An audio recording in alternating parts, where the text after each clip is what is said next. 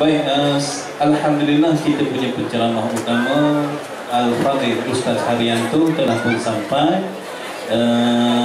Maka dengan ini saya rasmi saya menyerahkan program kita pada malam ini kepada DJ yang sepatutnya. Tuan-tuan dan Allah Subhanahu Wa Taala, dipersilakan Ustaz Haryanto. Panelis kita pada malam ini dalam ceramahnya dan juga sebagai orang kata public figure daripada TV3 dan juga TV9. Pengiringnya bersama dengan Ustaz Tajuddin dan juga Pak Syah Nazri. Dipersilakan.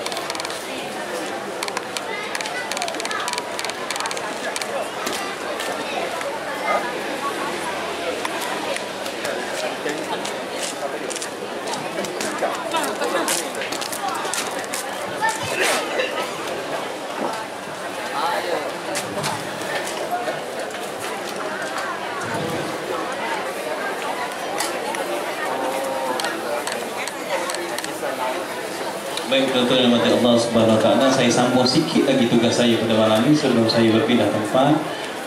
Alhamdulillah bersama kita telah hadir Ustaz Haryanto yang saya rasa umumnya tuan-tuan dan puan-puan telah pun mengenali beliau.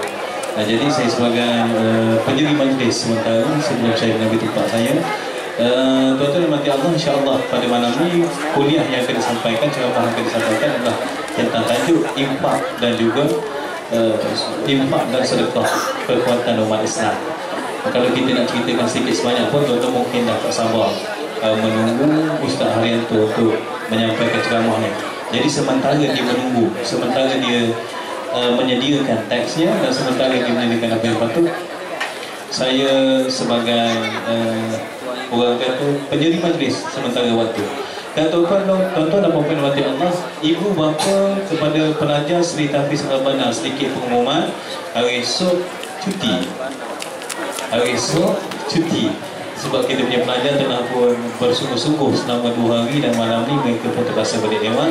Jadi hari esok sekolah diumumkan sebagai cuti peristiwa. Kerana kita ada program Jom Karnival Jom ke Masjid pada malam ni.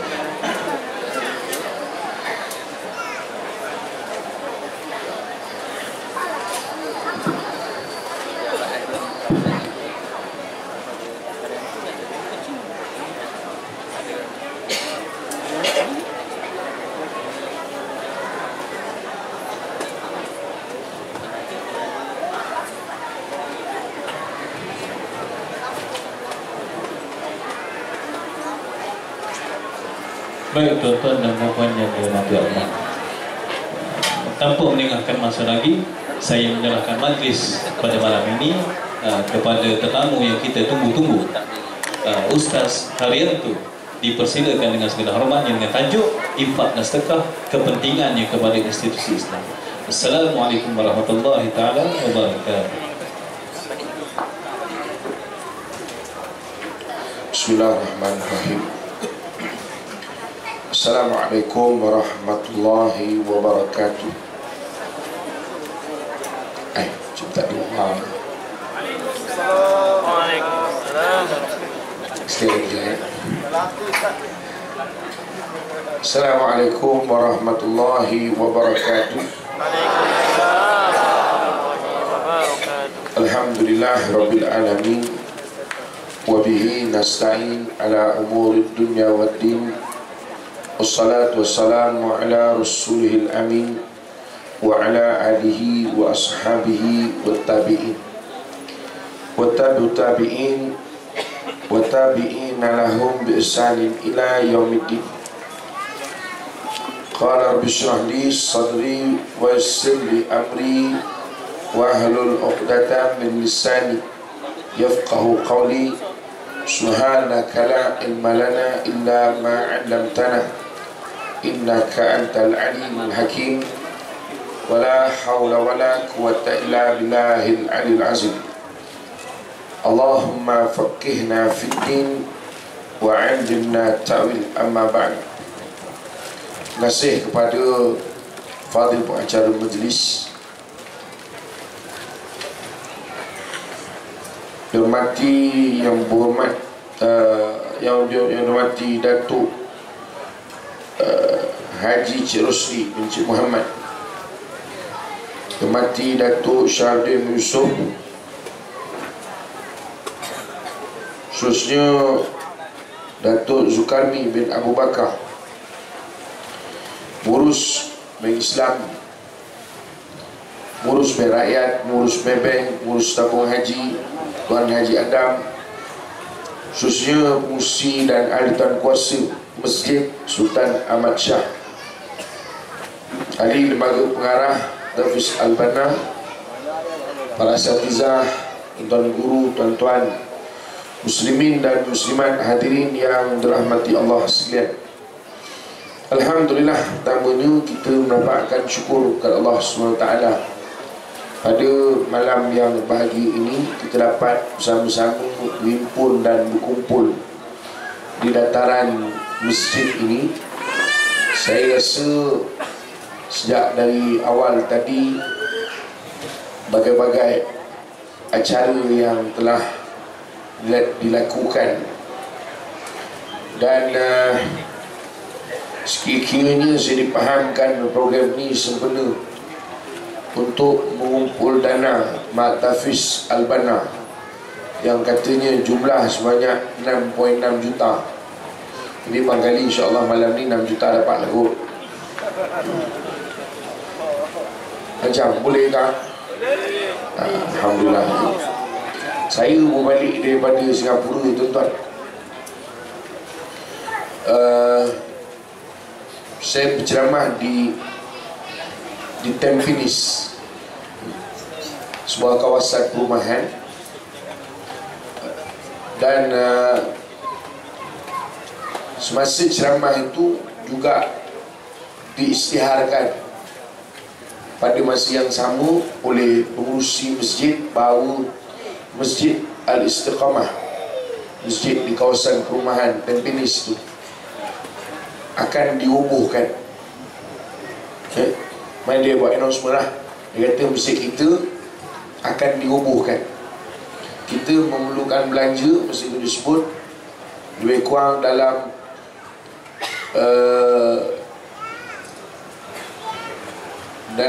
saya ingat dalam berapa belas juta. Saya tak berapa hafal sangat dia punya figure itu sebut. Saya ingat cuma begitulah, belasan juta. Dan yang menarik ni, dia kata masjid ini akhir kita akan gunakan pada Ramadan tahun ini. Berarti mana lepas Ramadan masjid akan roboh. Dan dia kata kita akan guna balik masjid ni 2 tahun kemudian.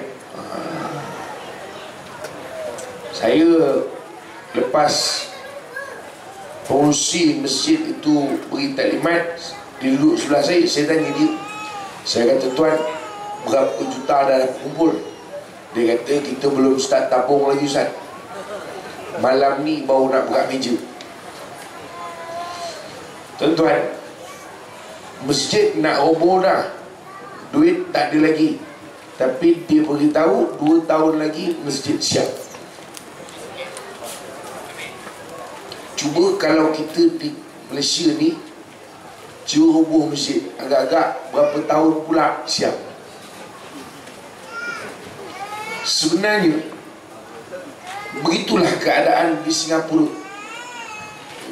Saya kerap ke Singapura kerana di sana masyarakatnya sudah menjadi satu rutin untuk menginfakkan harta mereka pada agama mereka. Bayangkan dalam masa 2 tahun untuk nak mengutip belasan juta. Ini bukan belasan ribu juta, Dan pada masa 2 tahun kemudian daripada itu masjid boleh digunakan. Barangkali ada yang mengatakan, Ustaz, Singapura duit dia besar, $1 dia RM2.60 kita. Tuan-tuan, nak buat masjid ni bukan kat Pahang, tu kita nak buat tahfiz Al-Banna. Ini masjid nak buat di Singapura, tak perlu nak tukar duit tu. Orang bagi $1 lah jadi dia. Orang bagi $10 lah jadi dia. Tapi hakikatnya tuan-tuan, kalau siapa yang mungkin mempunyai maklumat, ada disebutkan bahawa bandar Singapura merupakan tempat penempatan yang punya sara hidup tertinggi di dunia. Dan bukan jengka tu, Singapura. Ya. Makna sara hidup tertinggi di dunia. Sebab itu orang Singapura, saya pernah berceramah di satu kementerian, ya, lebih kurang kalau terjemahnya ke Malaysia ni JPJ lah, lebih kurang lah tuan-tuan, dia tak sambung. Saya tanyakan dia punya KSU dia ataupun setiausaha kementerian dia datang. Saya tanya dengan dia orang sana yang jadi orang politik ni, orang akademik, dia lain pula. Dia bukan gelaran datuk, gelaran dia profesor ke, doktor ke, dia macam itu. Saya tanya dengan dia, Prof, ni nak ceramah ni, saya nak disuruh ceramah apa ni? Pasal disuruh cerita tentang pekerjaan. Yelah, kita nak tahu lah apa masalah di Singapura ni. Mungkin datang apa nama ni, rajin MC ke. Macam kita di Malaysia kan MC saja, tak sakit pun sakit. Dia sakit in advance, dia panggil. Belum sakit, dia sakit dulu. Dia kata, bukan kau tak sakit ke? Aku tak sakit lah, tapi ni cuti ni untuk sakit yang akan datang, kata dia. Saya tanyakan pada dia orang, mungkin agaknya orang tak bersungguh nak kerja. Dia kata, Ustaz, di Singapura ni orang akan fikir bagaimana nak memaksimumkan untuk nak mencari duit. Dia tak ada istilah tak nak kerja, kerana dia kena kerja. Kalau tidak, dia tak boleh hidup. Dia tidak boleh survive. Sebab itu dia tak ada masalah, penting kerja. Bahkan kalau boleh, dia nak overtime pula, sebab dia perlukan wang.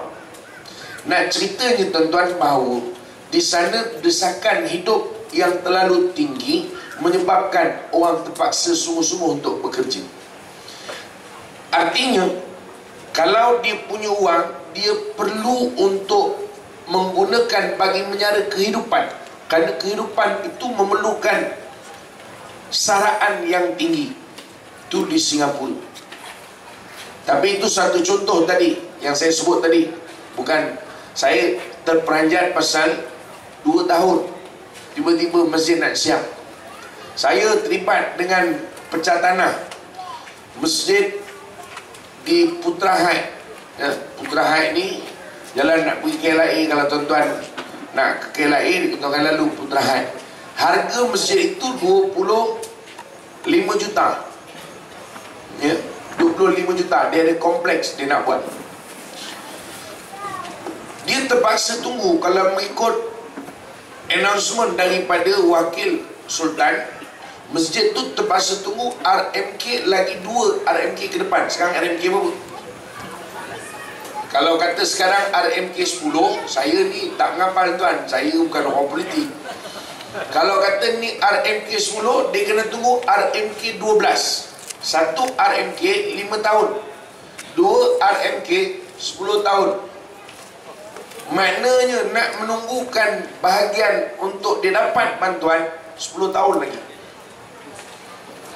Dan dia perlukan 25 juta. Malam itu semasa pengisytiharan ada 1 juta lebih je. Baru-baru ini saya tanya lagi, baru beberapa juta sahaja, sedangkan dah berlalu hampir 2 tahun. Ini realiti kita di Malaysia. Kita Kita bukan nak membincangkan tentang bantuan itu, tuan-tuan, tapi saya nak sebutkan tentang bagaimana kita umat Islam ini begitu lemah. Sedangkan sahabat-sahabat kita di Singapura dengan desakan hidup yang begitu hebat, sehingga mereka seolah-olah orang yang ibarat mesin, bekerja untuk mencari uang bagi menyara kehidupan. Kalau nakkan macam hari ini, apa yang dibuat oleh Mat Hafiz Al-Banna ni, nak hantar anak ke sekolah agama, dia perlukan tambahan kos, kerana sekolah kebangsaan tidak ada belajar agama. Sana Singapura negara sekular, tidak ada agama, unsur agama tidak ada dalam apa-apa institusi negara. Orang terpaksa keluar duit. Baru ini saya terlibat dengan sekolah Al-Irsyad, sama juga untuk kutip derma. Tuan-tuan, cabaran bagi ibu bapa sana, saya tanyakan pada mereka, tuan kuasa apa nama ini sekolah, dia kata, Ustaz, cabarannya ialah ibu bapa terpaksa bayar lebih. Kalau sekolah kerajaan, dia boleh pergi dengan percuma, mungkin ada sebahagian bayaran saja. Tapi kalau dia nak masuk sekolah agama, dia terpaksa masuk sekolah swasta, dia terpaksa belanja lebih lagi, dia terpaksa survive. Sedangkan kehidupan dia memerlukan keperluan. Ini pula ditambah lagi dengan untuk tujuan agama. Tuan-tuan, sebab itu saya nak sebut, tuan-tuan, kita masih lagi beruntung dengan kehidupan kita. Saya ingat kalau kat Jengka ni orang seronok duduk, mungkin rumah sewa pun murah lagi kot. Kot lah, saya tak duduk Jengka. Ya, ni kali kedua saya rasa dalam hidup singgah Jengka ni. Saya ingatkan lain tempat, tengok Petronas, alamak, ni tempat yang sama ni saya kata. Kot lah saya ingat Jengka ni banyak. Tapi bukan Jengka banyak ke? Ada banyak kan? Ni Jengka yang sama jugalah itu saya pergi, saya ingat.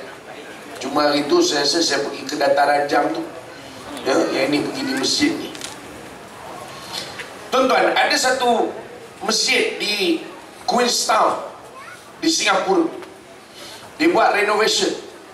Saya nak cerita, tuan-tuan, di sebagai mukadimah ni, belum start lagi.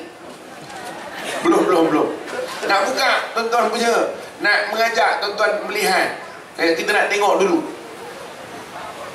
Tuan-tuan, masjid di Queenstown ni masjid Mujahidin, dia masjid lama.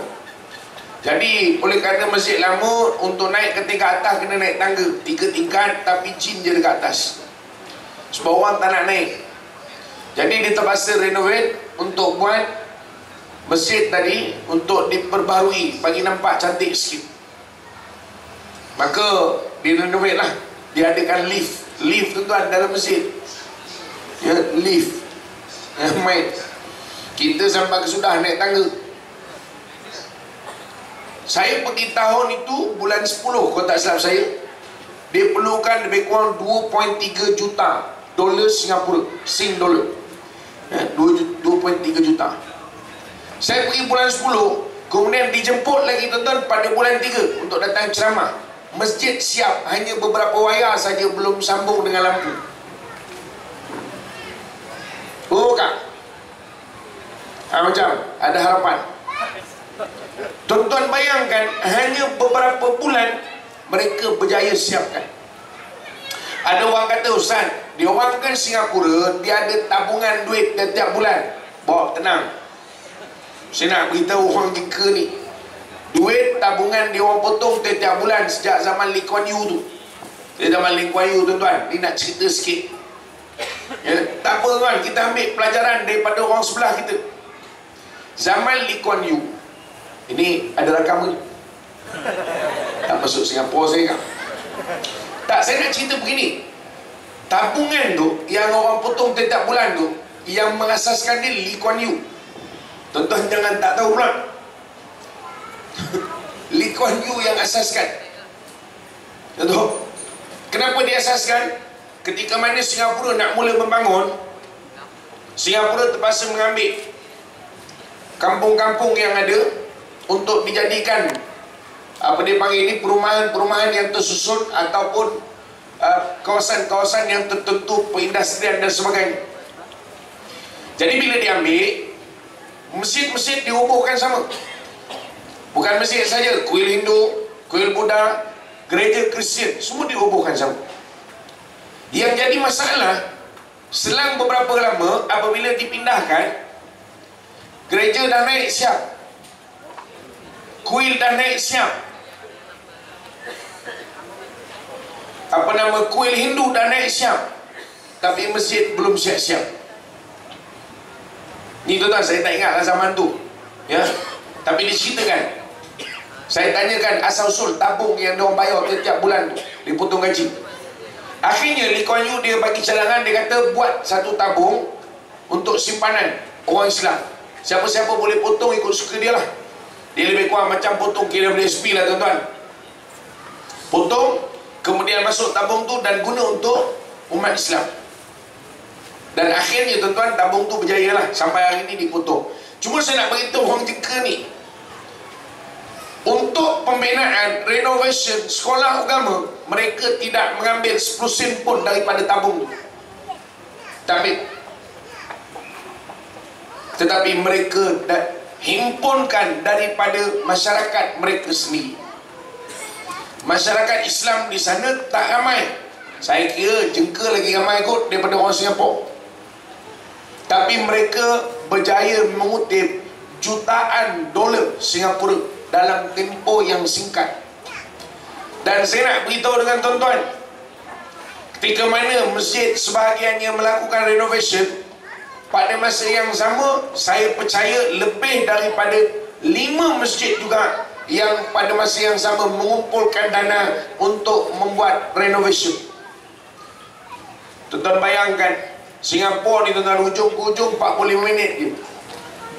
Tuan-tuan naik kereta 40 minit tak dan tidur. Itu pun pasal tak boleh speed, pasal kamera banyak. Apa nama tu? AES dia tu banyak. 45 minit je. Dia bukan besar. Tapi bagaimana umat Islam sana dia mampu untuk mengumpul dana bagi Islam itu sendiri. Yang ini yang kita nak sebut malam ni. Sebab itu tuan-tuan, saya nak beritahu, kerana mereka mempunyai orang yang sedikit, tetapi yang sedikit itu adalah yang berkualiti. Kita ramai. Nabi sebut dah, adakah sedikitnya kami ketika itu ya Rasulullah? Kata Nabi, tak, bahkan kamu ramai, tetapi kamu umpama buih yang datang sesudah banjir. Nampak banyak, tapi lalu lepas pada itu hilang begitu saja. Yang jadi masalah pada kita hari ini, apabila umat Islam, kita lebih suka jadi penonton daripada kita jadi orang yang sama-sama untuk terlibat membantu. Sebab itu saya nak beritahu kita, bila Allah Ta'ala sebut dalam Al-Quran tentang agama ini, ya, bila Allah Ta'ala sebut a'udzubillahi minasyaitanirrajim, wala tahinu wala tahzanu wa antumul a'launa. Kata Allah Ta'ala, kamu jangan pernah sedih, jangan pernah rasa hina, jangan pernah rasa sedih. Allah tuju ni kepada kita orang Islam. Kamu jangan pernah rasa hina, jangan pernah rasa sedih. Wa antumul a'launa, kamu tetap tinggi. Kita tuan-tuan orang Islam, bila baca ayat ini atau kita dengar begini, kita kata betul lah, kita sentiasa mulia, kita Islam mulia. Betul, Islam memang sentiasa mulia. Tetapi saya nak beritahu kita, umat Islam, dia tidak akan mulia kalau sekiranya tuan-tuan tak baca ayat tu habis. Allah Ta'ala sebut sesudah daripada itu, wa antumul a'launa in kuntum mu'minin, kalau kamu beriman. Hari ini tuan-tuan, kita nak buat mat tapis, buatlah kanibal. Ni kali keberapa punya kanibal? Bukan kanibal saja, jadi kanibal pun. Tahu kanibal? Kanibal ni jenis makan daging. Buatlah apa pun tuan-tuan, belum tahu lagi kita mampu untuk nak mengumpulkan dana yang sebanyak itu. Kadang-kadang kita untuk agama, kita terpaksa merintih, kita terpaksa meminta-minta semata-mata untuk agama. Kita sangka bahawa kita Islam mulia. Betul, Islam mulia. Kata Allah Subhanahu wa taala dalam Al-Quran, "Inna dina indallahil Islam." Agama di sisi Allah Islam. Walau bagaimana hebat yang lain, nampak kelihatannya yang itu tidak diiktiraf Allah Ta'ala. Tetapi yang diiktiraf, yang diangkat Allah Ta'ala ialah Islam. Sebab itu disebut Al-Islamu ya'lu wa la yu'la alaih. Islam tinggi, tidak ada yang lebih tinggi. Tapi cuba tuan-tuan tengok hari ini, Islam tinggi ke? Kak?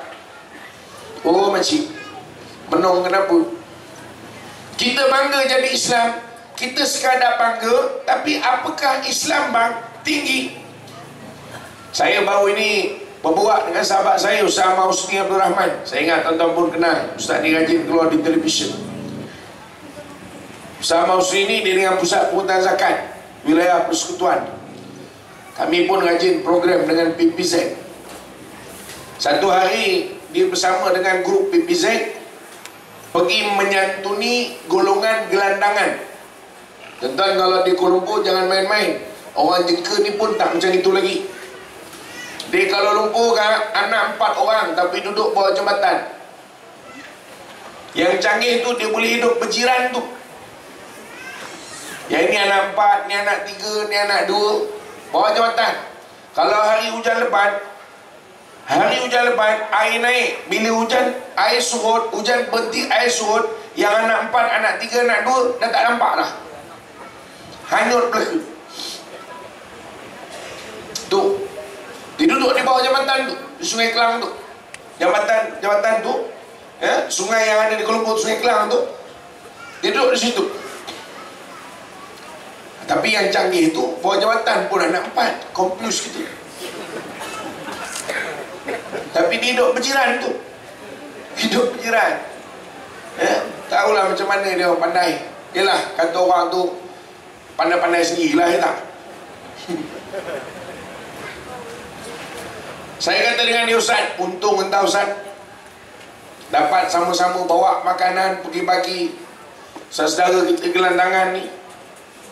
Saya sangat terkesan sampai hari ni, tuan-tuan, perkataan Ustaz Husni. Dia kata apa? Dia kata, Ustaz, kita sekadar bawa makanan, beri makan. Kak, kita bawa makanan, beri makan. Dia kata, Ustaz, orang Kristian bawa makanan, suap makanan kepada gelandangan. Bang, mana Islam yang ya'lu wa la yu'la alaih? Kak, mana Islam yang kita bangga-banggakan? Kerana kita hari ini Islam hanya untuk diri kita. Kita tidak Islam untuk Islam itu sendiri. Para sahabat terdahulu radhiyallahu anhum ajma'in, mereka Islam, mereka melakukan sesuatu untuk Islam. Kita hari ini Islam, kita berbangga dengan ibadah yang secara individu, ibadah khusus yang kita solat. Oh, kita bangga, alhamdulillah hari ini saya dapat solat solat tasbih. Alhamdulillah lah, hujung minggu ni dapat solat tasbih lah semua. Oh, pagi tadi duha dapat 12 rakaat.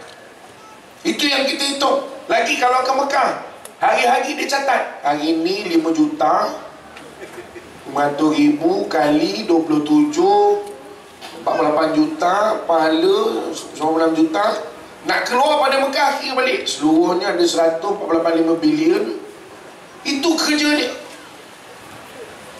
Kita hari ini, tuan-tuan, Islam, kita berbangga kerana kita Islam, dan kita hanya sekadar buat untuk Islam kita. Tapi kita tidak buat Islam untuk Islam. Lihat bagaimana orang Kristian. Mereka Kristian, mereka buat untuk Kristian. Kita marah orang Kristian, kita marah tuan-tuan, tapi kita tak buat macam orang Kristian. Saya ceramah di Sungai Petani, saya tak sebutlah di mana tuan-tuan, tapi saya dah sebut Sungai Petani tadi. Sahabat yang bawa tu, kita lalu ada satu gereja. Dia kata, Ustaz, gereja ni lah Ustaz, dia kata 2 keluarga datang untuk minta derma. 2 keluarga. Gereja bagi 5,000 seorang. Gereja bagi 5,000. Kita kalau orang datang ke masjid kita lah tuan, datang masjid nak minta makan. Lepas tu saya selalu sebut, minta maaf semua lah tuan, memang ceramah ni untuk Madrasah Al-Banah. Ustaz, masjid tak ada kena-mengena dengan ceramah malam ni. Kami menyediakan tempat saja. Tak, saya nak bagi tuan-tuan buka minda kita. Kita nak cerita, sebelum saya nak cerita tentang infak ni, buka minda dulu tuan-tuan, supaya kita nampak sebenarnya soal infak ini bukan soal biasa-biasa. Tak. Kalau kita pergi hari ni masjid kita tuan-tuan, orang datang nak minta, saya, keluarga saya tak ada makanan lah, ada makanan tak? Kita pun bagi borang. Encik isi borang ni. Ni borang apa ni? Ini zakat. Encik isi, nanti kita akan cuba bantu untuk proses. Bila dapat ni? InsyaAllah dalam 2 minggu lah. Kawan tu betul-betul makanan tak ada di rumah, 2 minggu lagi dia punya zakat approve. Masa zakat dia pun semua dah mati belaka dah. Tuan-tuan, apa yang ada di masjid kita? Nak cerita tuan-tuan, hari ini kita Islam. Islam ini sekira-kira masih lagi dominan di Malaysia. Di Semenanjung lah. Tuan-tuan, kalau Sarawak cerita macam ni, tak keluar saya pada Sarawak.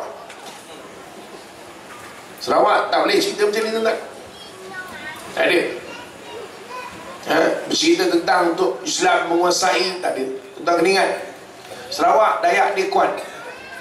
Tuan-tuan, ini bukan live tak masuk Sarawak saya lepas ni. Tu kita di sini dominan, tapi tuan-tuan kita tak buat juga. Kita tak boleh buat apa yang Ustaz Mausni sebut tadi. Kita jangankan nak menyuap, nak beri makan gelandangan pun kadang-kadang kita tak ada pun dalam kita punya fikiran. Kenapa? Sebab kita buat untuk kita saja. Kita buat untuk kita, anak kita. Oh, anak saya dah semayang, ni dah semayang, okey bagus, kita semua keluarga masuk syurga. Habis macam mana mak orang lain tu? Biarkan dia neraka. Besok kita kat syurga, keluarga kita je seketul. Lama kita pun bosan. Ya Allah, campak kami semua ke syurga, ke neraka lah. Ramai pula kat neraka tu. Pasal apa tuan-tuan? Kita buat untuk kita. Kita tidak buat untuk agama. Ini mentaliti yang ada masyarakat kita. Nak kena buka ni dulu, baru cerita bab tu. InsyaAllah lepas pada ni Ustaz, boleh ada buat kutipan tabung ni. Lepas ni insyaAllah, nanti belum lagi, kita buka sikit lagi. Lepas ni yang perempuan tu dia bagi beg terus, ambil sendiri duit dalam beg tu. Kak, yang ini ni bukan ceramah untuk sekadar minta derma, tak. Yang inilah tuan-tuan saya lontarkan di mana-mana pun kita bila bercerita tentang ini. Sebab itu kalau bahasa kasarnya, minta maaf tu, bahasa kasarnya saya nak beritahu dengan sekolah Al-Banah ni, kalau minta dengan orang Islam tak ada duit, tak payah pening-pening kepala lah. Pergi kat gereja minta, bagi tahu kita nak buat sekolah agama 6 juta. Minta kat orang Islam 100,000 pun tak dapat. Agak-agak gereja boleh bagi tak? Tuan-tuan, saya berani sebut gereja akan bagi. Tapi tuan-tuan jangan marah. Dia kata minta tolong naik sikit boleh tak? Papan tanda. Sekolah ini diimpak oleh gereja Saint Germain. Itu macam nama bola je. Saint Paris, Saint John. Saya nak apa ikut suka lah tuan-tuan. Kita sakit hati tengok tu. Tapi kita sebut tuan-tuan, kita sakit hati. Kita buat apa untuk agama kita. Tu, ini hakikat dia yang berlaku dalam masyarakat kita. Sebab itu bila Allah Ta'ala sebut engkau jangan pernah rasa hina, jangan pernah rasa sedih, ini kalau masyarakat kita beriman. Kalau beriman. Sebab itu bila Allah Ta'ala kaitkan dalam ayat yang mula-mula sekali, surah Al-Baqarah, Alif Lam Mim Dzalikal Kitabul La Raiba Fihi Hudal lil Muttaqin. Alladzina yunfiq apa lagi ayat tu? Lupa pula dah. Alladzina yu'minuna bima unzila ilaika wa ma unzila min qablik wa bil akhirati hum yuqinun. Ayat balik. Walladzina apa hal pula lah malam-malam ni? Ayat yang mula-mula pun tak apa. Saya ni tuan-tuan, sebenarnya jadi robot pun ada dah. Saya balik semalam sampai pukul 4 pagi tuan-tuan. Tak tahu kok mana yang datang silap, tersalah tidur ke apa tak tahu. Jadi saya punya otot belah kiri ni jam. Saya bergerak ni kena perlahan, dia tak boleh laju. Tapi saya rasa otot jam ni, bukan saya yang jam. Saya okey lagi insyaAllah. Inilah nasib tuan-tuan ni. Rasa tadi kalau ikut rasa macam tak nak pergi pun ada. Tapi kesian pula naik ke Penganjung. Tuan-tuan, Allah Ta'ala sebut, kita baca balik. Alif Lam Mim, dzalikal kitabul la raiba fihi hudal lil muttaqin alladzina yu'minuna bima unzila ilaika wa ma unzila min qablik wa bil akhirati hum yuqinun walladzina yunfiquna bima apa hal Ustaz? Cuba baca sikit Ustaz. Tuan-tuan pun teruk sama lupa juga. Alladzina yu'minuna bil ghaibi wa yuqimuna as-salat wa mimma razaqnahum yunfiqun. Allah kaitkan direct tuan-tuan dalam ayat. Siapa dia? Ulaika ala hudam min rabbihim wa ulaika humul muflihun. Yang Allah kata orang yang falah ini, yang berjaya di akhirat, antara sifatnya wa mimma razaqnahum yunfiqun. Dr. Aid Al-Qarni dalam kitabnya Ihfazillah Yahfazka, dia kata apa? Sebaik-baik derma adalah derma yang dipanggil istilahnya bermatlamat. Tahu bermatlamat? Bukan derma tabung jalan gitu je, tak. Derma bermatlamat ini maknanya macam contoh, kita nak buat sekolah 6 juta. Jadi kita bila derma tu, saya derma 1/4 daripada 6 juta. Contoh. Itu derma bermatlamat. Bukan yang tuan-tuan main masuk je tabung, mana ada ni tabung apa, tak tahulah, tapi tabung derma. Tak. Derma yang paling bagus ialah yang bermatlamat. Sebagaimana Rasul SAW dalam peperangan, Rasul tanya pada sahabat, siapa yang menginfakkan hartanya di jalan Allah? Sahabat bangun. Direct. Infak itu untuk peperangan. Yang ini. Sebab itu tuan-tuan, kita nak sebut sifat ini mesti ada dalam kehidupan kita, baru menjadikan yang namanya Allah Ta'ala sebut tadi, engkau jangan bersedih, engkau jangan rasa hina. Kenapa? Sebab engkau beriman, engkau bersedia untuk membelanjakan harta kau. Kan Allah Ta'ala sebut dah. Kita ni kalau tanya tuan-tuan, semua pakai nak syurga belaka. Kalau tanya lah daripada ujung sana, Kak, nak syurga tak? Ui Ustaz, jangan nak tanya. Nak syurga. Tanya yang sana bang, yang duduk belakang kereta ke bawah kereta tak adalah. Tepi kereta ke, nak syurga tak? Semua nak syurga. Tapi bila Allah Ta'ala sebut dalam Al-Quran, innallaha ashtara minal mu'minina anfusahum wa amwalahum bi anna lahumul jannah.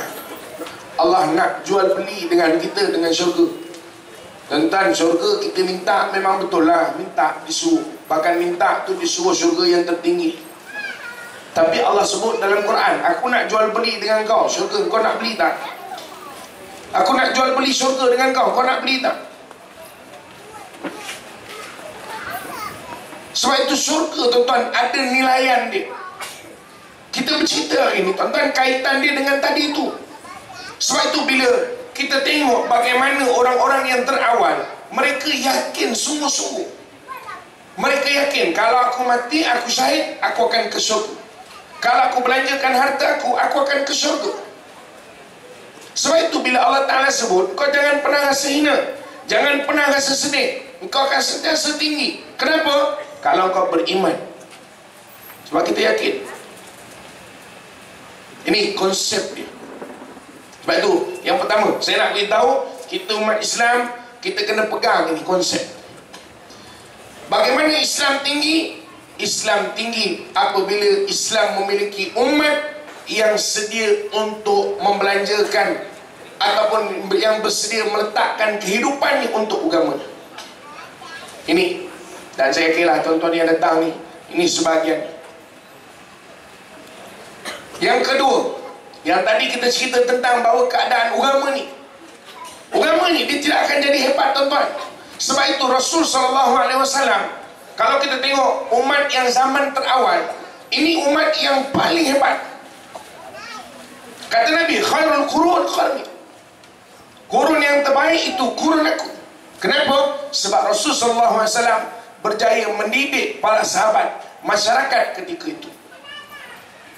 Sebab itu ada disebut dalam satu, bagaimana para sahabat yang walaupun miskin masih lagi nak juga mengimpakkan hartanya. Wa yu'thiruna ala anfusihim walau kana bihim khasasah.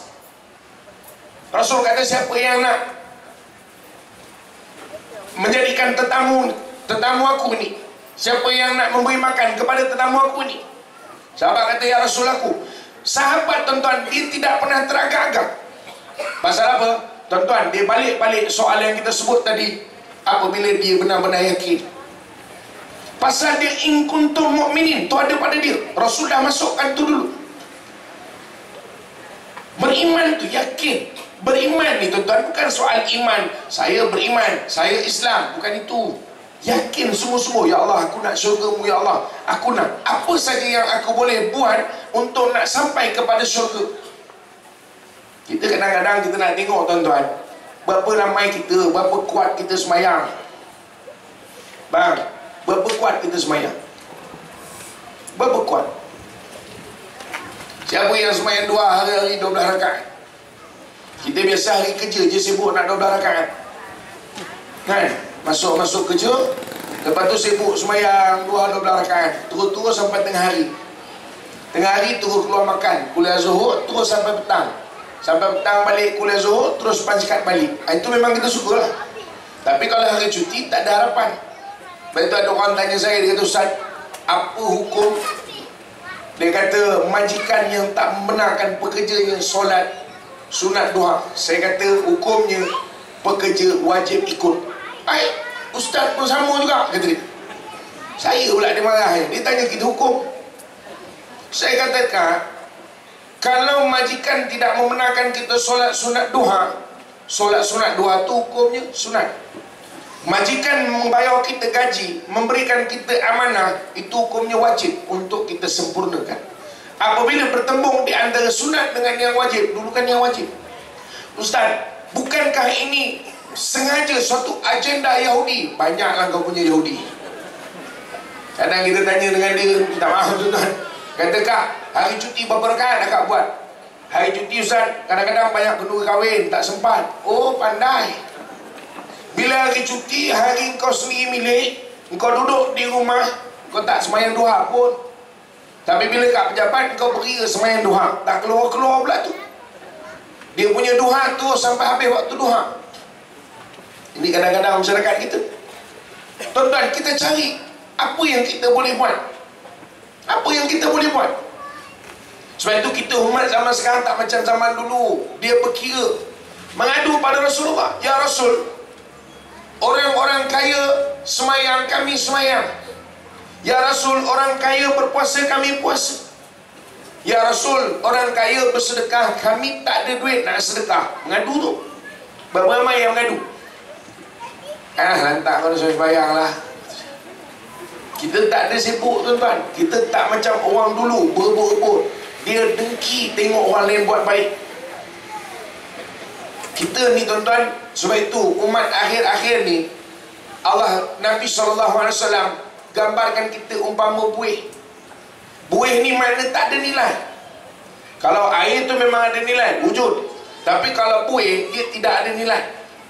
Sebab itu bila Rasulullah SAW tanya pada sahabat tadi, siapa yang nak menjadikan tetamu aku ini tetamunya? Sahabat ni, tuan-tuan, tanpa ada sebarang sangka, ini tetamu Rasul. Oi, ini Rasul suruh, tentu ini pahalanya besar. Ya Rasul, saya ambil bawa balik. WhatsApp bini dulu. Tapi zaman tu mana ada WhatsApp. Balik rumah, Masuk silakan. Cakap dengan bini, buatkan makanan untuk tetamu Rasul ni. Bini dia panggil, bang, mari jap. Awak mengada-ngada buat balik tetamu ni, awak ingat kat rumah ada apa benda? Awak barang dapur pun tak pernah tengok, awak sibuk buat balik tetamu. Kali fikirlah sikit, buat balik tetamu, buat balik tetamu. Taklah awak orang suruh pergi kedai pun tak mau. Saya juga anak beranak tungging-tungging kat rumah beli barang. Ini awak nak bawa tamu suruh bagi makan. Nak suruh bagi makan apa? Dah, bawa balik-balik, kata dia.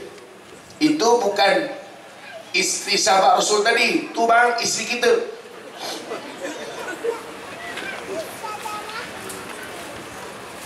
Apa kata isteri sahabat tadi?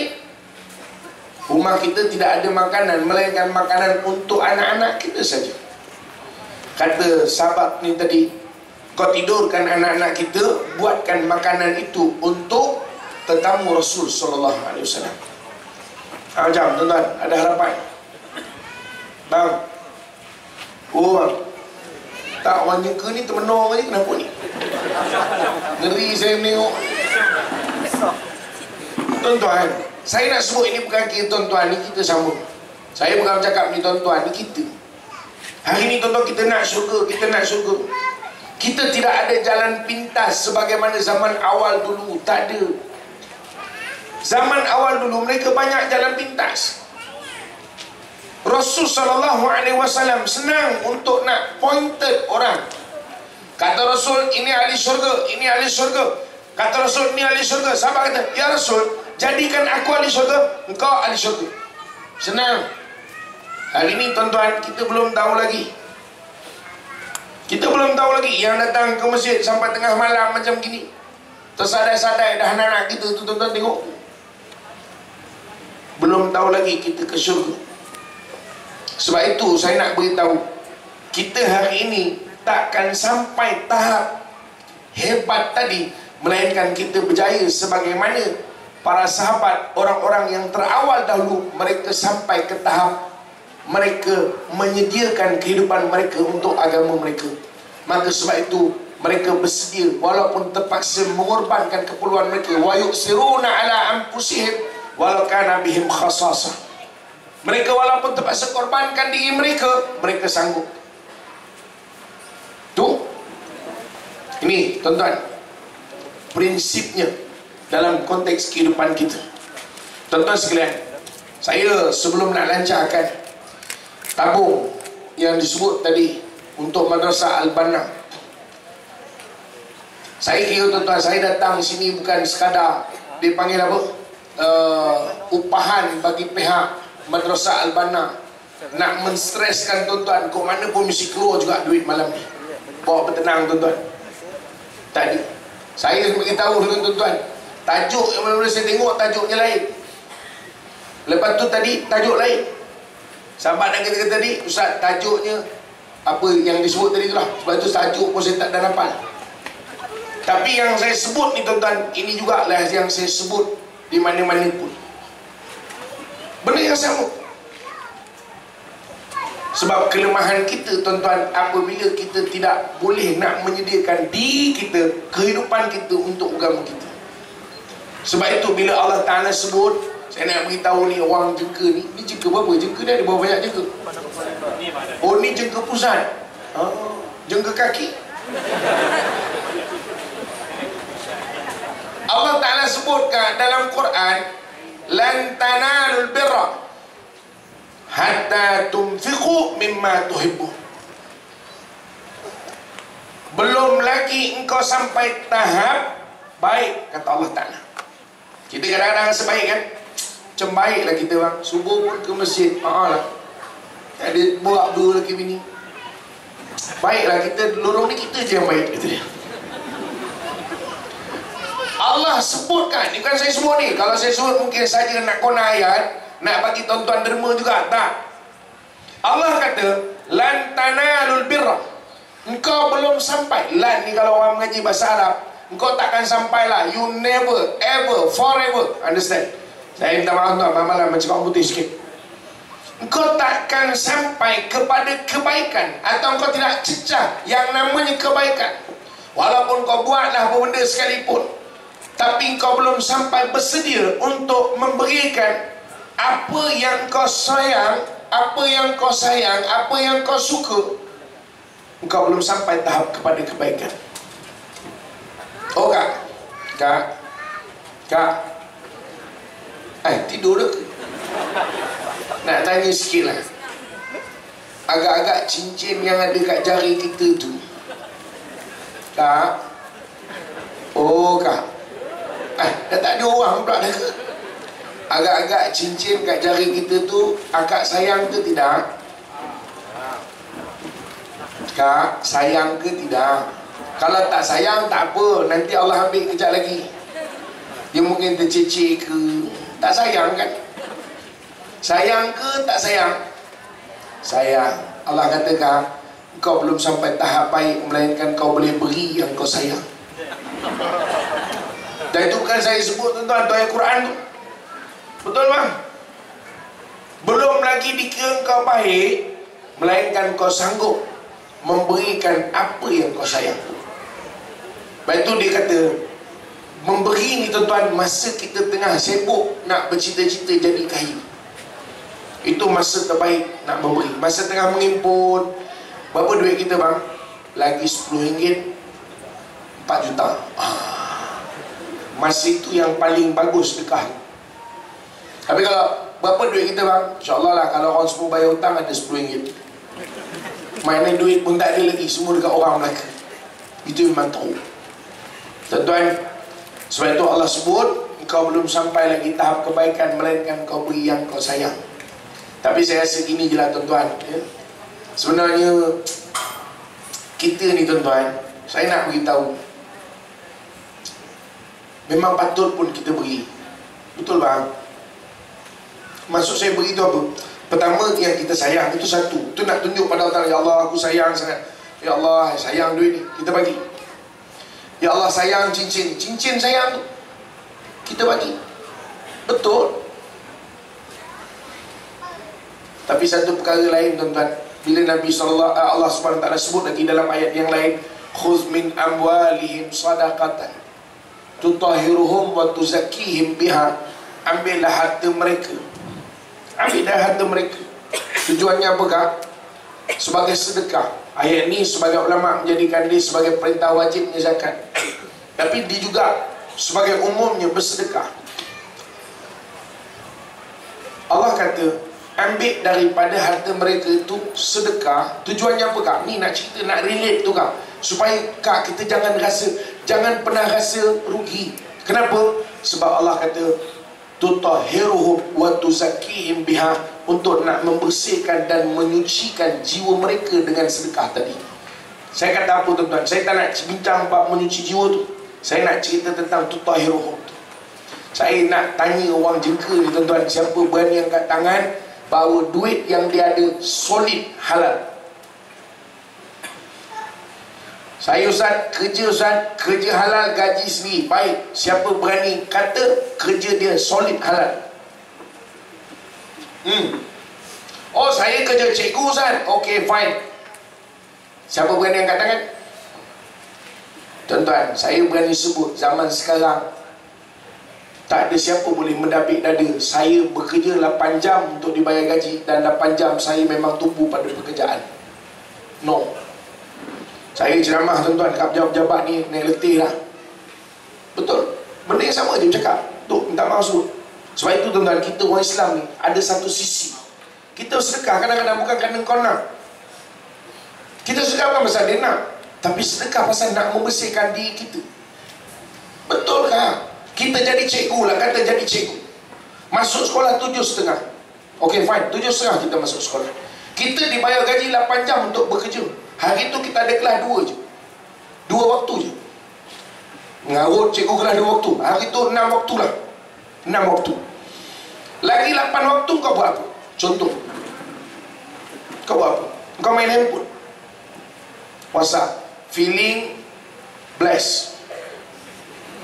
Hari ni nampak raya tak ada kelas, boleh relax. WhatsApp group masuk, oi buat apa oi? Masak kuih apa? Oi tak ada kelas ke? Hari ni relax, kata dia.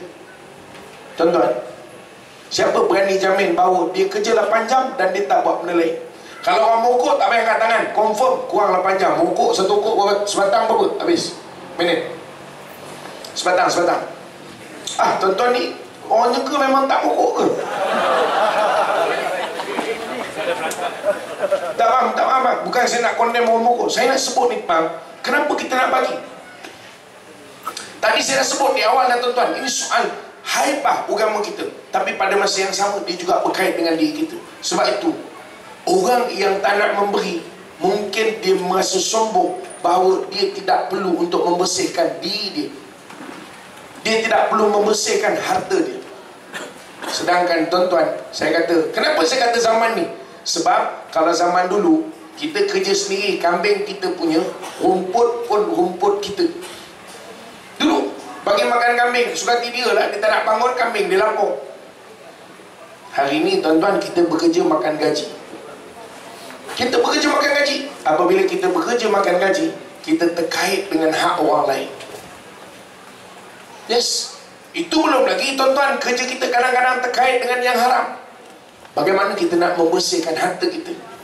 Yang ini yang sebenarnya kalau orang yang takut kepada Allah, dia akan teringat hadis riwayat Imam At-Tirmizi. Kata Nabi SAW, la tazulu qadaman 'abdin yawmal qiyamah hatta yus'ala an arba'in. Dalam satu riwayat, hatta yus'ala an khamsin. Takkan berganjak kaki anak Adam di akhirat besok, melainkan setelah ditanya 4 perkara. Satu riwayat kata 5 perkara, antaranya min an malihi kaifak tasabahu wa fi ma anfaqahu. Hartanya mana kau dapat, ke mana kau belanjakan. Maksudnya apa? Kita nak mestikan yang kita ada itu, tuan-tuan, solid, bersih, betul-betul ketika kita bawa bertemu dengan Allah Ta'ala. Sebab itu saya kata, sebenarnya untuk minta derma ni pada orang Islam tak perlu. Kerana orang Islam sendiri sepatutnya dia memikirkan bagaimana nak membersihkan harta dia supaya yang dimiliki itu benar-benar solid daripada yang halal.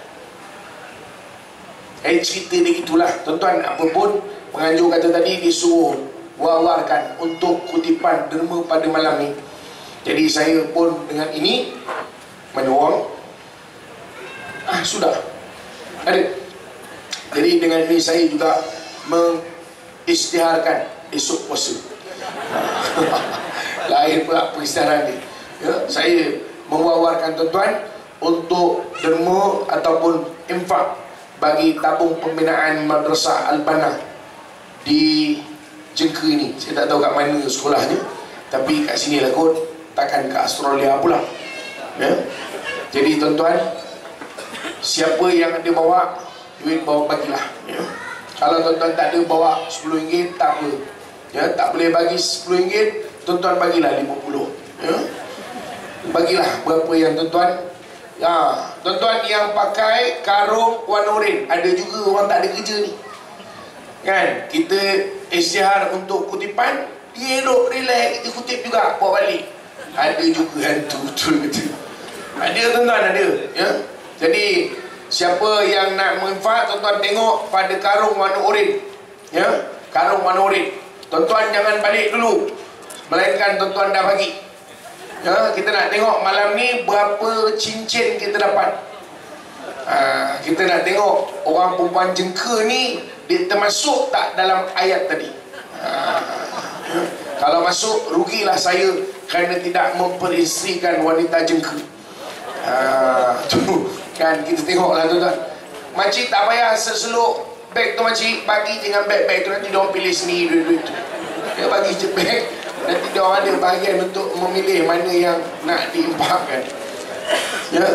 Tuan-tuan yang tak ada malam ini, tak ada masalah, tuan-tuan boleh impak kemudian. Yang penting tuan-tuan malam ni berazamlah tuan-tuan. Mana tahu malam ini antara asbab segala permasalahan kehidupan kita itu Allah leraikan.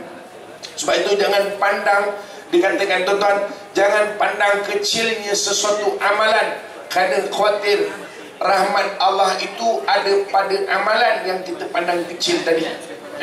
Sebab itu saya nak katakan tuan-tuan, kita bila apa-apa perkara kebaikan pun, kita kena sekurang-kurangnya berazam. Alamak, tak bawa duit lah Ustaz, Allah.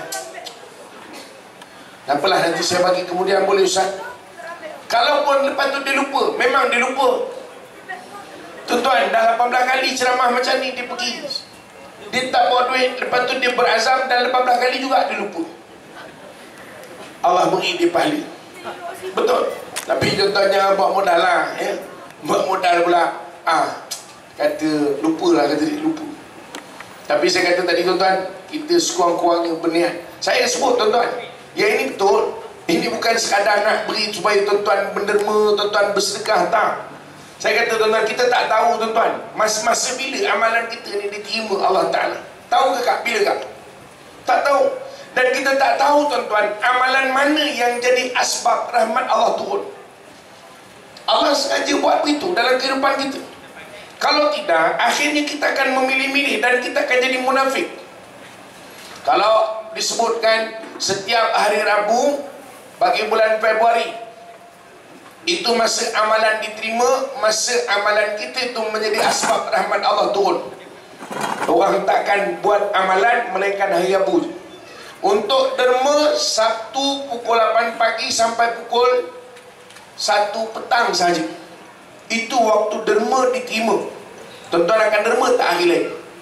Tak derma dah. Tuan-tuan tunggu hari Sabtu. Ustaz minta maaf, hari ini Ahad dah Ustaz, derma semalam waktu terima. Tapi Allah suruhkan waktu Allah terima amalan kita. Sebab tu kita tak tahu. Sebab tu mengapa disebut jangan pandang remeh pada satu-satu amalan. Mungkin yang kita buat selama ini semuanya tidak diterima Allah Ta'ala.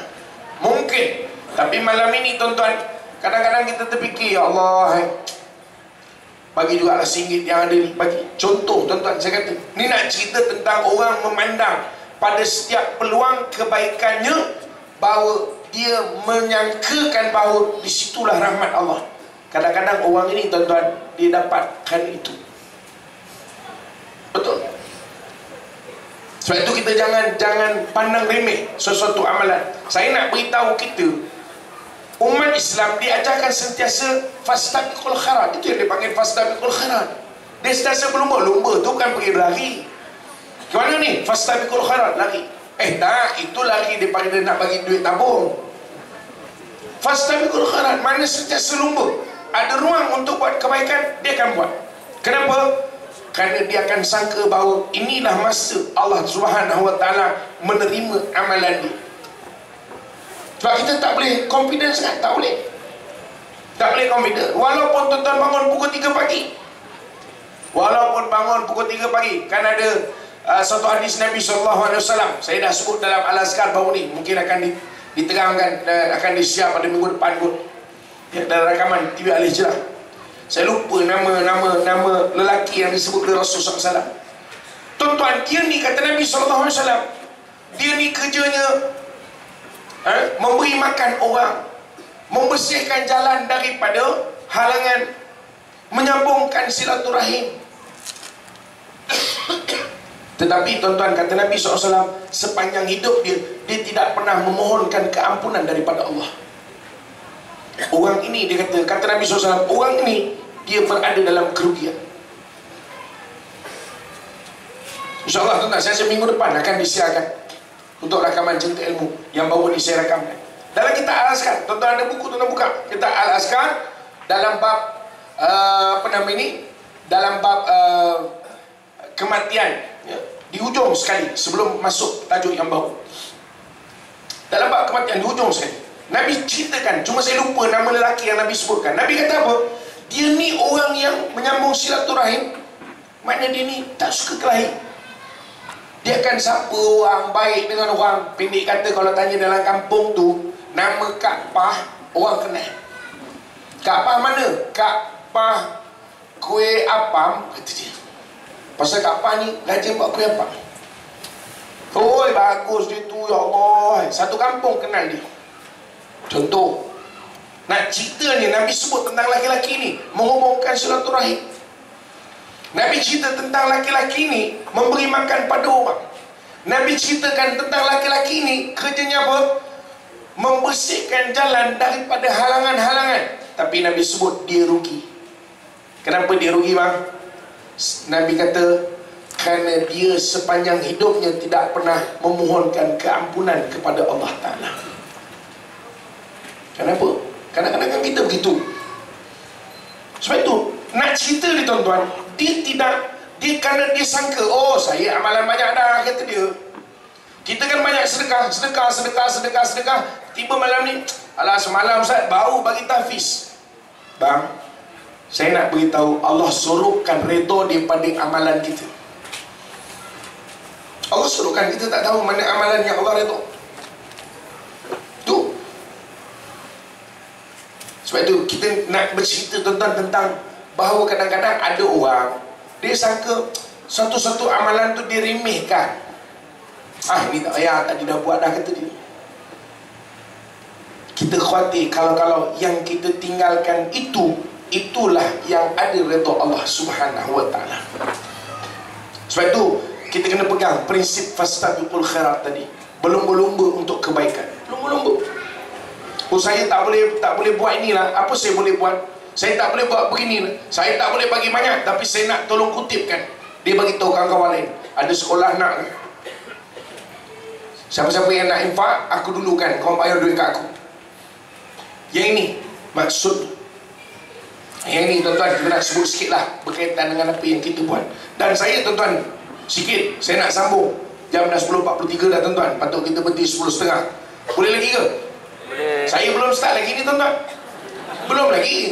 Dia punya start baru lepas daripada tabung tadi, baru start. Tuan-tuan sekalian, saya nak sebut sikit lagi berkaitan dengan infak ni. Apabila Allah Subhanahu Nabi SAW sebut, tadi kita dah sebut dah tadi tentang prinsip kehidupan kita dengan agama. Kehidupan kita dia mesti relate untuk agama. Islam memang untuk kita, untuk ibadah kita, tetapi jangan lupa amal kita yang untuk membantu agama kita. Kerana Islam tidak mengajarkan kita untuk diri kita semata-mata. Itu pertama yang kita sebut tadi. Yang kedua kita sebut tadi tentang bagaimana kita beramal. Dan kita nak faham bahawa kita takkan sampai satu tahap yang diisytihar Allah Subhanahu wa Ta'ala sebagai baik, melainkan apabila kita mampu untuk memberi yang kita sayang. Dan kita sebut dah tadi tentang bagaimana konsep kita dalam kita nak memberikan kehidupan kita untuk agama, dia mesti ada konsep, dia panggil ta'thir ataupun istilahnya kita kata berkorban. Dia mesti ada. Kalau tidak, dia takkan mampu jadi. Sebab itu bila Allah Ta'ala nak berjual beli dengan kita, maka kita bersedia untuk membeli. Dan tentunya kita kena mengorbankan sesuatu. Sebab itu saya kadang-kadang bila kita cerita pasal korban, tuan-tuan, yelah, bila-bila masa bulan korban, dia takkan jadi korban ini bila saya nak sebut dalam kehidupan kita, dia tidak akan mungkin menjadi satu nilai bila kita tidak bersedia untuk berkorban. Tak mampu. Dia takkan sampai. Seorang ibu nilainya bila dia sedia untuk berkorban melahirkan seorang anak. Seorang bapa nilainya bila dia bersedia untuk korban untuk membina keluarganya, memberi nafkah untuk keluarganya. Sebab itu dalam kehidupan seluruhnya dia tidak lari daripada erti pengorbanan. Kerana itu di antara kita panggil sunnatullah yang Allah Ta'ala letakkan dalam kehidupan ini. Dia tidak boleh ada orang, tuan-tuan, sedangkan kita nak duduk di sini malam ini pun kita kena korbankan. Saya nak sampai ke sini pun kena korbankan rasa letih yang ada. Semua tuan-tuan. Setiap kita kena begitu. Apa benda pun yang kita nak buat, asal saja kehidupan itu untuk sebagaimana yang dikehendaki oleh agama, dia tidak akan lari daripada prinsip pengorbanan. Itu yang kita sebut tadi. Sebab itu kita takkan mampu buat, takkan mampu untuk taksir, untuk mengorbankan diri kita untuk agama kita. Dan tadi kita dah sebut dah tuan-tuan, konsep bagaimana harta yang kita beri tadi ataupun sedekah yang kita keluarkan, yang itu tu adalah untuk sebenarnya membersihkan harta kita, membersihkan diri kita daripada dosa. Bukan soal orang minta. Tuan-tuan kena set dalam kepala. Sebab itu kadang-kadang orang datang minta sedekah, Kak, jangan kira dia minta sedekah. Jangan minta sedekah pula dia ni. Cuma saya nak sentuh sikit bab minta sedekah ni, tuan, sikit lah. Yang namanya apa nama tu? Yayasan apa tu? Tawi apa? Allahumma shalli selamat. Hantawi. Ha? Hantawi. Bukan Tawi. Tawi apa Tawi apa? Ini yang selalu duduk dekat stesen-stesen minyak. Dia kadang-kadang dia kutip untuk Gaza lah, apalah, kadang untuk madrasah anak yatim dia lah. Ini yang sampai pukul 12 malam letak anak-anak dekat stesen minyak, dekat highway untuk kutip derma. Tuan-tuan jangan bagi yang itu. Jangan bagi. Itu mengarut. Mengarut. Saya kata mengarut yang pertama simple.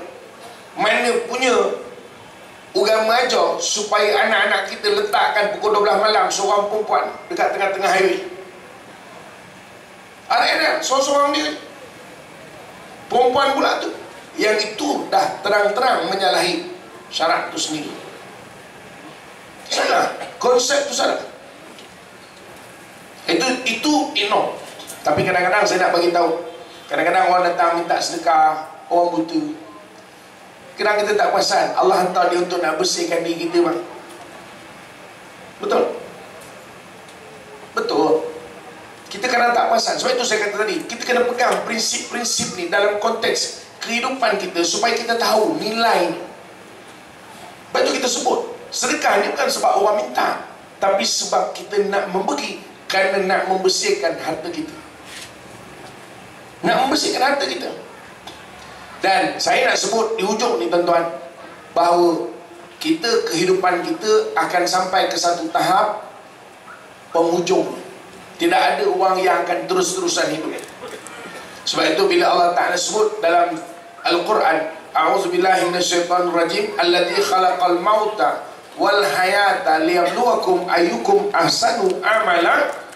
Allah sebut dia yang menciptakan kematian. Tuhan yang menciptakan kematian dan kehidupan, yang nak melihat mana yang paling baik amalannya. Kitalah. Kenapa, tuan-tuan? Saya nak beritahu, kita tidak akan hidup selama-lamanya. Dan pasti kita akan mati. Beza kita ni siapa dulu saja. Kalau tak tuan-tuan dulu, saya kemudian. Atau sebaliknya, saya kemudian, tuan-tuan dulu. Ke mana pun bagi tuan-tuan dulu lah. Saya banyak lagi program. Betul kan? Sebab itu bila kita dengar, tuan-tuan, yang kita baca kadang-kadang sujud sejadah tu, di ujung tu kan dia sebut kan, Rabbana absorna wa sami'na. Tapi kita ni Ustaz semacam je baca kan faham no. Baik tu pergi Mekah, kadang dia maki ni Imam Mekah tu. Tak guna betul lah imam tu. Dia tak bagi tahu sujud sejadah hari ni. Dia marah imam pula. Engkau berapa kali dah sembahyang subuh dengan sujud sejadah, takkan kau tak tahu bila imam baca ayat tu, oh ini surah As-Sajadah. Dia ingat imam Masjidil Haram tu macam imam masjid dia katnya, tuan-tuan, sujud sejadah kata dia gitu. Sebab itu kita tak faham. Sedangkan Allah sebut tu, Rabbana absorna wa sami'na farji'na na'mal solihan inna muqinun. Ini ayat penyesalan. Ya Allah, kami nampak dah. Kami nampak dah ya Allah. Kami nak balik sekejap. Kami dah benar-benar beriman hari ini. Kami yakin sungguh. Tak ada dagang. Dia kalau tuan-tuan, kehidupan ni boleh reverse, sonok kan? Sonok kan? Kita lempang bini kita, pang! Sampai hati abang lempang, ya abang. Ini iya abang yang mengandungkan anak abang. Allah, abang silap, reverse. Abang tak jadi lempang kau. Kalau macam itu senang bang, kita boleh reverse. Tak ada dah. Lepas tu kata patah apa, terajak perahu boleh diundur. Terajak perahu memang boleh undur. Terajak kata tak ada harapan. Betul. Lepas tu kita pun sama. Tak payahlah boleh reverse kan. Tak payah boleh reverse. Boleh bawa handphone pun cukup lah zaman sekarang kalau mati. Kan? Kalau mati boleh bawa handphone pun okey dah. Agak-agak nak kena beduk. Apalah aku kena beduk je ni. Telefon anak, lo teruk mak ni. Duit-duit mak yang ada kau sedekah cepat sikit. Daripada semalam start kena beduk ni. Okey sikit, WhatsApp. Family group kan, family group. Nama tulis arwah mak. Mak tu set selfie kena beduk. Oi, teruknya mak. Oh, teruk aku kata dia. Kau kau sedekahkanlah cepat sikit. Harta yang ada tu kau wakafkan. Tu tanah-tanah aku tu semua kau wakafkan. Mak, kami dah bagi-bagi, kau tolonglah, teruk dah mak ni. Tuan-tuan, kalau boleh bawa handphone pun cukup, tapi mikir pula nak charge kat mana. Semua tuan-tuan. Itu soal ni. Kak tak bayar reverse, tak apalah kak. Boleh minta tolong, jadilah. Boleh minta tolong. Saya rasa kalau boleh minta tolong pun cukup dah. Tapi kita tak hakikat dia tuan-tuan tadi. Habis. Sebab itu dalam hadis riwayat Imam Ahmad, hadis hasan tuan-tuan. Ya, saya dah pernah bincang hadis itu dulu dalam halaqah. Panjang hadis. Nabi SAW sebut tuan-tuan, setelah beberapa langkah anak Adam ditinggalkan, nanti akan datang malaikat pengazab. Malaikat pengazab akan datang. Dia akan datang daripada belah kepala. Belum datang pada belah kepala. Kita baring kan? Baring menghadap kiblat, betul tak? Dia akan datang pada belah kepala. Bila dia datang pada belah kepala, tiba-tiba ada yang menghalang dia. Kata dia kepada malaikat, tidak ada laluan untuk kau, wahai malaikat, daripada arah ni. Rupa-rupanya kepala yang rajin sujud, solat yang kita rajin buat, itu rupa-rupanya jadi penghalang kita. Malaikat tak dapat nak mengazab, tapi daripada arah kepala. Datang pula daripada sebelah kanan. Dia nak mengazab pula jenazah ni daripada sebelah kanan. Tiba-tiba dia juga dihalang.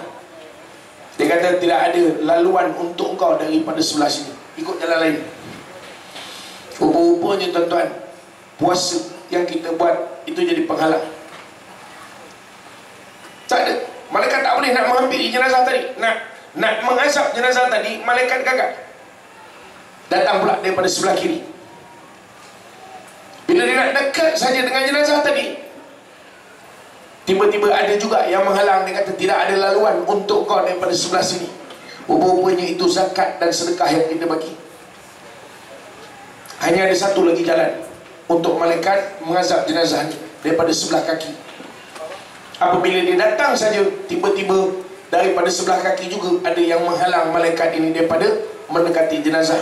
Rupa-rupanya itu segala kebaikan-kebaikan yang kita buat, silaturahim yang kita buat, segala kebaikan, amal-amal soleh yang kita usahakan, yang tuan-tuan hari ini tolong untuk kebaikan, untuk nak buat sekolah dan sebagainya, tuan-tuan, itu rupa-rupanya jadi penghalang daripada malaikat menghampiri. Akhirnya apa kata malaikat tu kepada jenazah? Bangun, duduk. Jenazah tu pun bangun dan duduk. Kemudian malaikat tu kata, lihat neraka yang Allah Ta'ala sediakan untuk kau. Malaikat sebut, lihat neraka yang Allah Ta'ala sediakan untuk kau, Allah jadikan syurga yang sedang menanti untuk kau. Itu yang kata Nabi SAW. Kubur dengan Nabi kata, imma yakuna raudatan min riyadil jannah ataupun hufratan min hufarin nar. Sama ada dia jadi taman syurga atau lubang neraka. Tuan-tuan, hari ini malam kita nak sebut, tuan-tuan, cuba tengok masing-masing belah mana agak-agak malaikat lepas. Bang, tak payah jawab bang, balik kang bincang lagi bini je. Ya, abang rasa kau ni malaikat seksa ikut sebelah kanan rasa. Suka hati awak aja. Awak tu ikut atas dah kena seksa dah kata tu. Betul? Lepas tu kita nak tengok, tuan. Ni hadis hasan, tuan-tuan ni. Pasal kita benda-benda yang berkait dengan alam barzah ni, kita tak boleh nak pakai hadis sebarangan. Hadis hasan, Nabi nak menceritakan tentang bahawa bagaimana keadaan orang yang diletakkan dalam kubur, beberapa langkah orang tinggalkan, maka datang malaikat pengazab. Jadi mudah-mudahan malam ini apa yang kita buat, kita menutup satu ruang daripada ruang yang boleh malaikat datang menghampiri kita untuk mengazab kita. Dan mudah-mudahan kita jangan lupa apa yang disebut oleh Nabi SAW. Ini biasa dah kita bincang, dah biasa disebut. Kata Rasulullah SAW, idza mata ibnu Adam inqata amalu illa min thalath. Terputus segala amalan anak Adam melainkan tiga. Antaranya kata Nabi SAW, ya, sedekatin jariyah, sedekah jariyah. Dan ulama sebagainya mentafsirkan sedekah jariyah ini ialah wakaf. Sebagian ulama mentafsirkan sedekah jariyah ialah wakaf.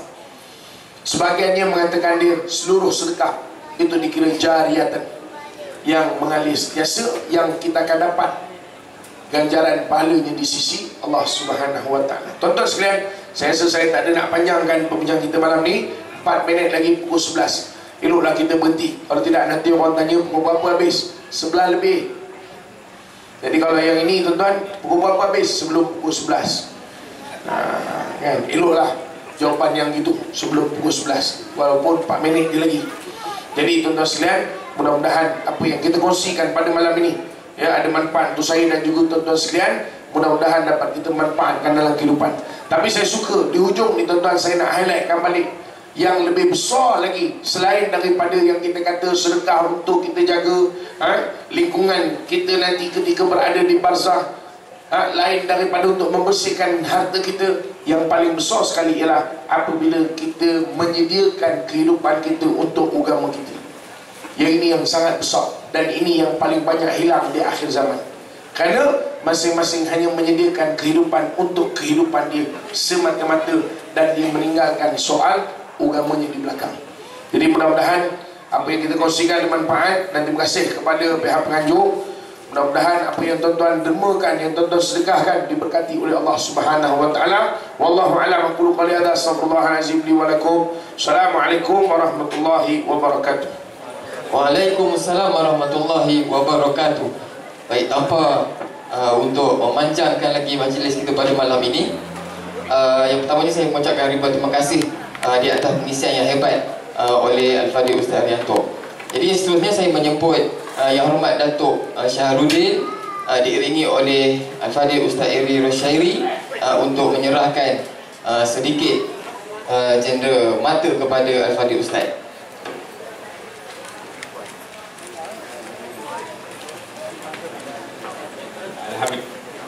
Alhamdulillah sudah berakhir program kita untuk ceramah.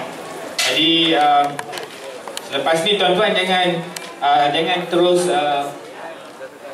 pulang, sebab kita ada lagi satu slot, iaitu cabutan bertuah, yang mana pengunjung-pengunjung yang bertuah insya-Allah akan mendapat cabutan tuah berupa handphone.